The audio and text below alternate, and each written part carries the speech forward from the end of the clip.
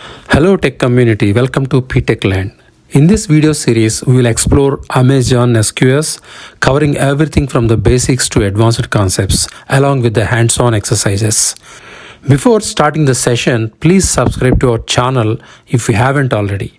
Your support motivates us to create more videos, helping you stay updated with the advanced technology trends through straightforward, simple and enjoyable tutorials. In the previous tutorial of this series, we have seen how dead letter Q works by using a hands-on exercise. In this tutorial, we'll continue the hands-on exercise to see how to create tags and message metadata. And also, we'll see how the queue retention period works in real time. Log into AWS console and type SQS in the search bar to go to Amazon SQS page. So click on the simple queue service from the search results. So you will see the Amazon SQS page. Now if you see there are no queues, so let's create a queue. Click on the create queue button. Select the standard as the type of the queue and give a name, sample queue, something like that, and we'll change the message retention period to 1 minute. By default, it is 4 days. Now I changed it to 1 minute. Now we'll see how that message retention period works in real time. So let's not change any other parameters here. Now we'll add the tags. Tags is an optional parameter. So where we can give a key value pairs. So these tags can be used in the cost allocations and other purposes. So here, for example, just for sample key value pairs, I gave environment as a key and the test as the value, and second tag I gave key as account and the value to the account key is account 1. Now click on the create queue button. We see the message at the top, queue, simple queue created successfully. And if you see the details of the queue, we can see the message retention period is 1 minute. And if you scroll down a bit and click on the tagging tab, you see the tags that we have created. So environment, test, account, account 1. So we created 2 tags. Now let us send a message and see that in action. Click on the send and receive messages button. Enter a body to the message, sample message 1. And if you see, there are no messages available in the queue as of now. Click on the send message. You see that there is a notice, your message has been sent and it's ready to be received.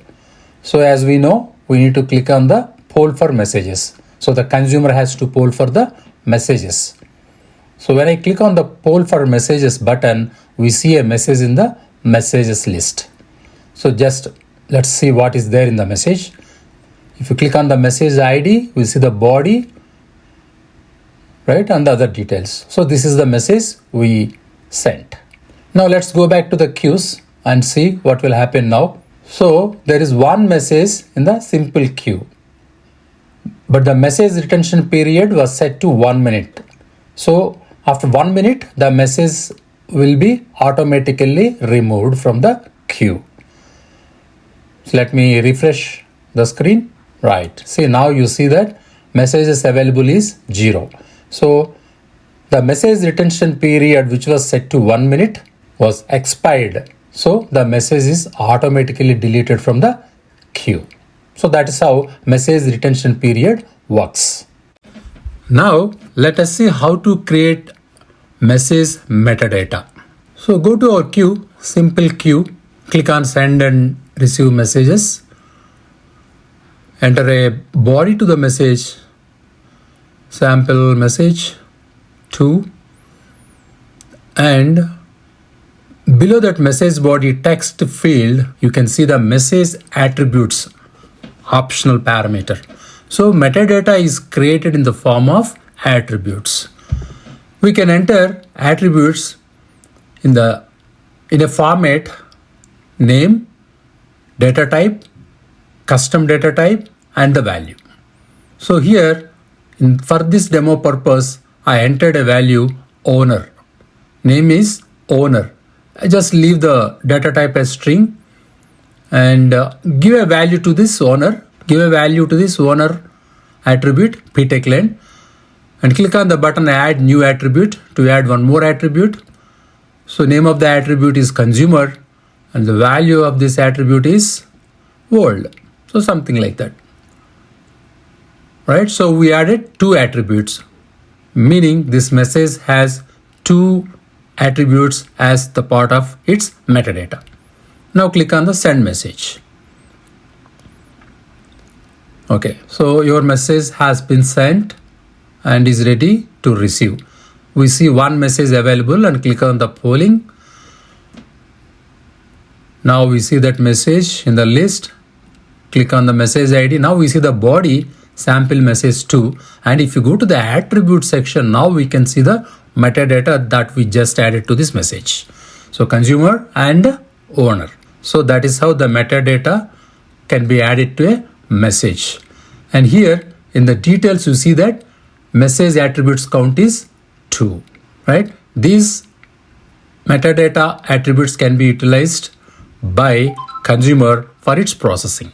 Thank you for watching our video. If you like this video, please like it and then subscribe to our channel. See you in the next video. Bye now.